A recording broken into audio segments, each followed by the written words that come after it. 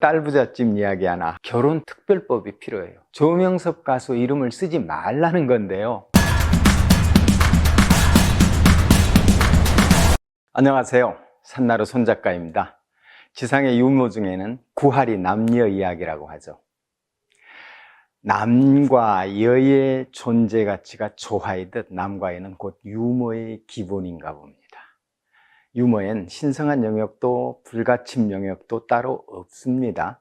유머는 그냥 유머입니다. 유머에는 포용의 의미가 있습니다.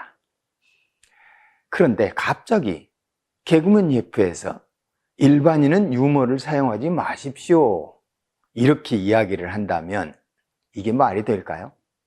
즉, 조명섭 가수 팬들이 이벤트를 하는데 조명섭 가수 이름을 사용하지 말라면 이게 이해가 됩니까? 오늘의 유머, 편안한 마음으로 함께 즐겨주시기 부탁드립니다. 여러분, 농경사회, 시족사회 분위기 아시죠? 남아선호 사상이 아주 강했죠. 시골 마을에서 태어나신 분 중에는 특히 실감날 이야기입니다. 고사를 찾아보면 아들 부잣집 이야기는 많지 않은데 딸 부잣집 이야기는 많기도 하고 재밌기도 합니다. 오늘 딸 부잣집 이야기 하나 합니다. 딸만 8을 둔 딸 부자로 소문난 한 양반이 9번째 아이를 낳고 동네 정자에 나왔습니다. 모두들 궁금해서 묻습니다. 요번에는 아들을 낳으셨나? 예전에는 아이를 낳은 집은 대문 앞에 금줄을 걸었죠. 아들을 낳으면 외로 꼰 새끼줄에 고추와 숯을 꽂아 걸고, 딸을 낳으면 솔가지와 숯을 꽂아 걸었어요. 그런데 이 양반 8번 출산에 8공주를 얻었고 8번 솔가지와 숯을 걸었습니다. 그때마다 속이 숯보다 더 까맣게 탔다는데요. 그때마다 지은 딸들 이름이 얼마나 걸작이었던지 담뱃대를 문 호랑이까지 포복절도를 하게 한 풍자인지라 오늘날까지도 생생히 전해져 옵니다. 첫 딸이 태어났을 때입니다. 그는 자랑스럽게 선뜻 밝혔어요. 이름이 당일이올시다. 응당 딸 하나 둬야죠. 예로부터 첫 딸은 살림 미천이라 하지 않습니까?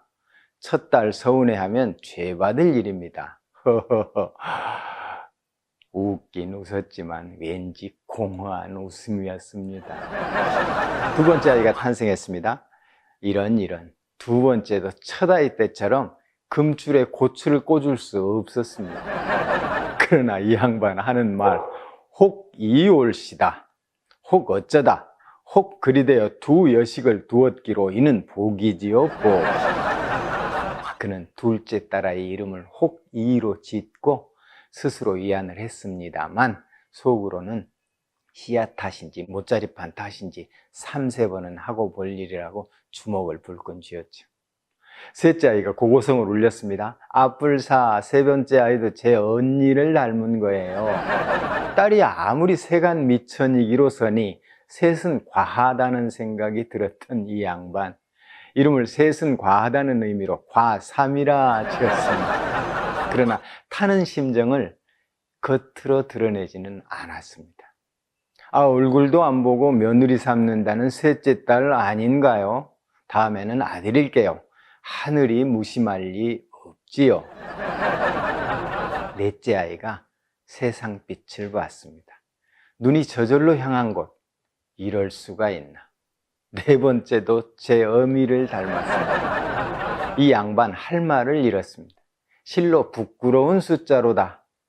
부끄러울 치, 이름이 치사가 되었죠. 삼신알미도 염치가 있지 실로 치사스러워 욕이라도 퍼붓고 싶은데 양반 체면이 있는지라 참았습니다. 다섯째, 세상에 또 사타구니에 걸린 것이 없습니다. 분오라 이름 지었어요. 분통을 터뜨리며 모래밭에 무 뽑듯 아들만 잘 낳는 삼돌이네 부인을 떠올려 보지만 억장만 무너질 뿐입니다.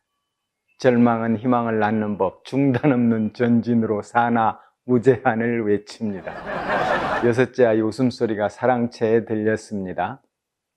이 놀라운 일, 여섯째도 제 언니와 닮은 겁니다. 노육이라 단연코 분노를 참을 수 없었습니다. 노기 등등 심사가 뒤틀렸어요. 말술을 마셔도 달랠 수가 없었습니다. 그러나 술이 깨어 하는 말, 제가 무슨 황제인가요? 설마 삼신할미가 공주 7을 안아보게 하겠습니까?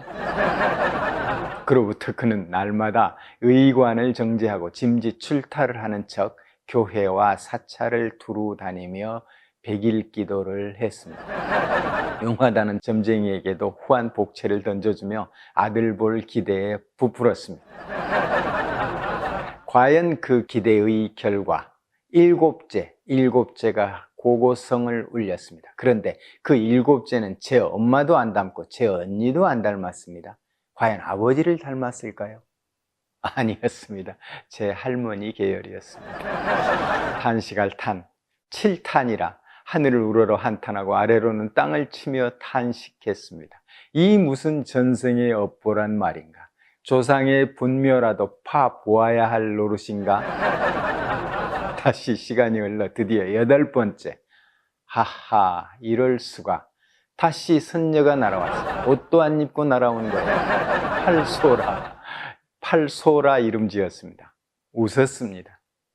딸이 8, 하도 기가 막힌 아비는 그냥 마냥 웃었습니다. 아비가 웃으니 어미도 웃었습니다. 딸들도 따라 웃고 온 집안이 웃음소리로 가득, 기둥이 흔들릴 정도로 웃음이 넘쳐났습니다. 삼신할미가 깜짝 놀랐습니다. 통곡 소리가 넘쳐날 줄 알았는데 웃음소리가 넘쳤기 때문입니다. 그런데 더욱 놀라운 것은 웃다가 남편이 하는 말, 여보, 한 집안에 여자가 10은 되어야 하지 않겠소? 하나만 더 낳읍시다. 부인이 깜짝 놀라 물었습니다. 아니, 지금 8번째 딸을 낳았는데 그럼 딸 쌍둥이를 낳으라고요? 이 말을 들은 남편의 말, 당신도 여자잖소? 그런데 삼신할미가 또 놀랐습니다. 숫자 10은 신의 경지라서 모든 것을 9단까지만 허용하는데 까딱 인간에게 10을 빼앗길 위기가 생긴 것입니다. 심술궂은 삼신할미, 열을 채워줄 수는 없다는 생각이 들었어요. 하는 수 없이 9번째는 옥동자를 점지했죠. 옥동자가 태어났습니다. 아비어미는 벌어진 입이 다물어지질 않고 8공주는 히히호호 웃음을 참지 못하니 웃음이 또 담을 넘었습니다. 동네방네 걸판지게 웃음잔치를 벌였다고 합니다. 장인장모는 비행기 타고 제주도에 가고 친부모는 돛단배 타고 탐나에 간다고 합니다. 그러나 옛적에는 남아선호 사상이 성성했습니다. 뗏목을 타도 좋고 사돈집 아들이 되어도 좋으니 아들을 낳겠다는 일념이 강했죠. 그런 바람에 삼신할미는 성격도 나빠지고 욕을 많이 먹어서 오늘날까지 아주 오래오래 장수한다고 합니다. 요즘 세상엔 아들 잘나 잘 길러 놓으면 내 아들 아니라는 소문이 파다 합니다. 반대로 딸 2, 아니 3을 낳아도 한박 웃음을 웃을 뿐입니다. 그러므로 이젠 딸 부잣집을 풍자한 해악이 더 이상 생길 일이 없게 되었습니다. 진심으로 안타까운 것은 아들이건 딸이건 고고성 소리가 점점 줄어든다고 하죠. 그보다 더 근본적인 문제가 혼기의 젊은 남녀가 시집장가가기를 아끼는 시류라는 사실이고요. 왜 이런 현상이 생겨났을까요? 어쨌든 해결책을 찾아야 하지 않겠습니까? 제게 해결책이 하나 있는데 들어보실래요? 우선 결혼특별법이 필요해요. 남녀 공이 25세 전후로는 결혼을 해야 한다는 법이에요. 딸을 낳지 못하면 낳을 때까지, 아들을 낳지 못하면 역시 낳을 때까지 낳아야 한다는 법도 제정하고요. 손 작가, 아무리 유머에 빗댄 말이지만 이게 뭔 소리야? 항의하시는 분 많겠죠? 그럼 어떡해요? 달리 방법이 있어도 이게 걸리고 저게 걸리는 거예요. 물론 그렇게 하고 나면 그에 따른 후속 조치가 정말 많아야 하겠죠. 저는 이렇게 생각합니다. 대전제 앞에는 항상 작은 문제점들이 생긴다. 그러나 대전제를 항상 염두에 둔다면 다 해결이 될 것이다 하는 겁니다. 저는 사람의 일은 사람 사이에서 다 해결할 수 있다고 생각합니다. 사람이 중요하잖아요. 사람에겐 사람이 필요하고 사람이 없는 우주라면 사람에게 그 우주가 필요하지 않을 테니까요. 그런 의미에서 드릴 말씀이 있습니다. 제가 구독자와 조명섭 가수 팬 여러분과 함께 추진하는 9월 인사동 이벤트에 다소 장애 요소가 생기네요. 딱 한마디로 압축하자면 조명섭 가수 이름을 쓰지 말라는 건데요. 다른 말로 바꾸면 이벤트를 하지 말라는 것이고요. 이벤트가 너무 순조로우면 싱겁겠지요? 사람이 하는 일이니 사람 사이에서 다 해결할 수 있다는 의지로 나아갑니다. 많은 분이 함께 하시는 일이니 멋지게 이루어질 것을 믿고요. 함께 이루는 이벤트를 위하여 구독과 좋아요 그리고 댓글과 입소문 부탁드립니다. 다시 아프 이야기로 돌아갑니다. 다 아시듯이 씨앗의 본질은 싹을 틔우는 것입니다. 빈손으로 왔다가 빈손으로 가는 것이 인생이라지만 태어났으면 후세를 남기는 것이 생명의 본질을 다하는 것 아닐까요? 어쨌든 이 원인은 젊은이들 사고에만 있지 않으니 우리 모두 함께 해결책을 찾아야 할 것 같아요. 관연한 아들, 딸 둔 부모들 금줄이라도 걸어보고 싶은 소원 꼭 이루어지길 바랍니다. 딸 부잣집을 풍자한 옛 이야기가 참 새로운 오늘이죠. 저는 또 다음 영상으로 찾아뵙죠. 이상 산나루 손작가였습니다. 감사합니다.